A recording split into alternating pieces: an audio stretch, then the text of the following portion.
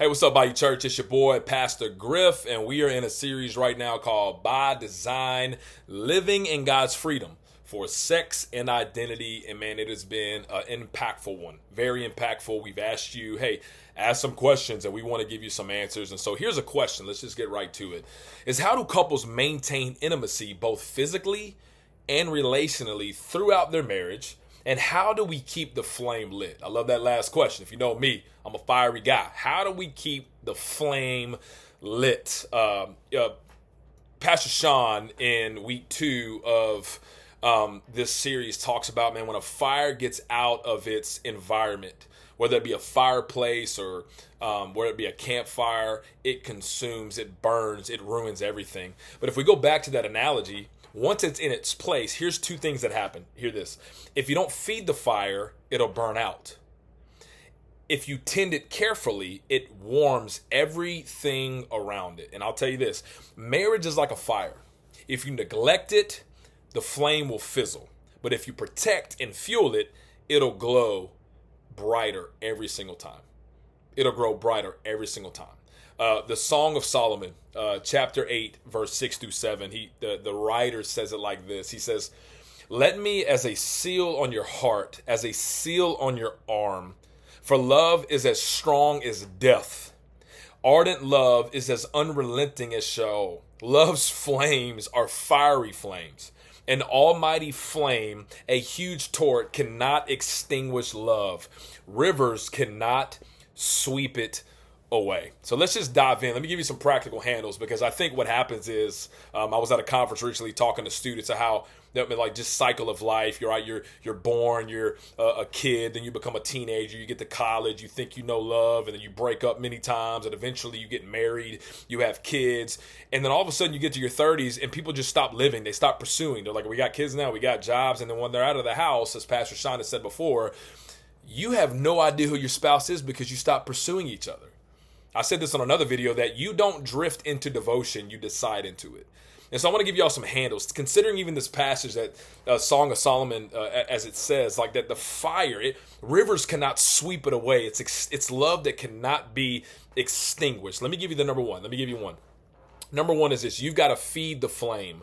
In other words, you've got to pursue each other daily, every single day. Number one, feed the flame. Intimacy is not automatic.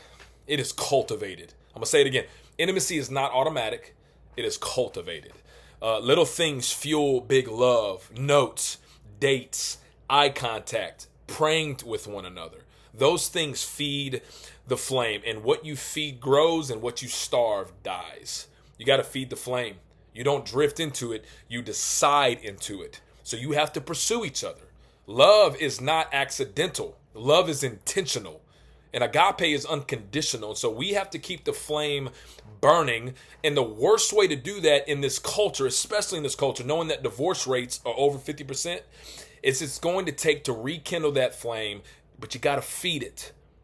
Divorce is not an option. Don't ever bring up the D word. Just because you feel like you fell out of love, no, that's trash. Covenantal love is pursuing your spouse because you said, till death do us part. Feed the flame. Here's the second one. You need to guard the flame. In other words, you need to protect what you've built. When you look at a campfire, you need to protect what you've built. Trash, it kills the fire. Comparison, here's a few: busyness, bitterness, unresolved conflict. You have to protect time together, protect purity, protect your words towards one another. So here's the deal. Guard the flame. Don't let culture or carelessness dump water on what God lit. You've got to guard it. You've got to guard it. Don't let people slip into your DMs. Don't let your mind wander. Don't when you're at the gym or wherever you're at, don't allow anything else to be an input that gets in, that corrodes the marriage that you've built. So number one, you've got to feed the flame. Pursue your spouse. Number 2, guard the flame. Protect it. Protect that time together. If you got a bunch of kids, make sure you got a bunch of babysitters on tap so that y'all can go on dates and enjoy one another. Protect, feed the flame, guard the flame. And here's the third one. You got to fan the flame. In other words, invite God into the fire. Paul told Timothy, hey, rekindle the flame He was talking about his faith. It hadn't burnt out yet, but he wanted him to continue to fan it so it continues to spread. Same thing in our marriage. Love is more than chemistry. It's covenant. It's a choice. It's a decision. A covenantal love that you said before, people and the Lord, till death do us part. Therefore, until that day comes, through eternity, till eternity, hey, pursue one another, fan the flame, pray together, worship together, grow spiritually together, do a devotional together, be in a small group together, fan that flame so that you can be intimate. Physical intimacy, I love this, I wrote this down. Physical intimacy is holy when it flows from spiritual unity. Boom. I'm going to say that again. Physical intimacy is holy when it flows from spiritual unity. And this is really just a gospel punch I want to hit you with. Is that a marriage centered on Christ doesn't just flicker, it blazes. So intimacy is not found. Here we go. Intimacy is not found. It is formed. It is not found. It is formed. And couples who feed, guard, and fan the flame will see love grow stronger, not weaker with time. So it's intentional. I tell this to people a lot. When my wife walks in a room, I still get nervous. It's because there's something about her. We've been together 11 years, married almost 7. Is there something about her? She's so captivating.